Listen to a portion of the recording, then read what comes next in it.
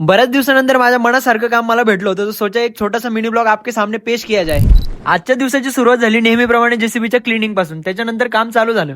या साईडवरती माझ्यासाठी प्रत्येक गोष्ट नवीन होती, बट मला माझ्या स्वतःच्या स्किल्स प्रूव्ह करायला लागणार होत्या. काम अच्छा होगा तभी तो रुतबा बरकरार रहेगा. तसं तर मला कॉन्क्रीटच्या लेवल करायला बोलवलं होतं, बट मेरे को पहिला काम मिला बॅक फिलिंग का, आणि दिलेलं काम एंड केलं. देन पुढे काय करायचं हे विचारायला घेतलं. आणि मग थोडासा वेळ गेल्यानंतर सूत्रांच्या माहितीनुसार समजलं की मला कॉन्क्रीट मिक्सरसाठी खडी आणि क्रशन गोळा करून द्यायची होती. काय फायदा बरं एवढी मेहनत करून. आता तर मी सगळी खडी आणि क्रशन गोळा केली होती, याने सगळी परत पसरून ठेवली. जाऊ द्या, मला काय करायचंय, मला तरी कुठे हाताने गोळा करायची आहे. दुपारी 1 वाजता असतो माझा लंच ब्रेक, आणि लंच ब्रेक संपल्यानंतर मला भेटलं माझ्या मनासारखं काम. मुरुम ऑलरेडी कोणीतरी लेवल केलेलाच होता, आता मला फक्त करायचं होतं जीएसबीच्या लेवल.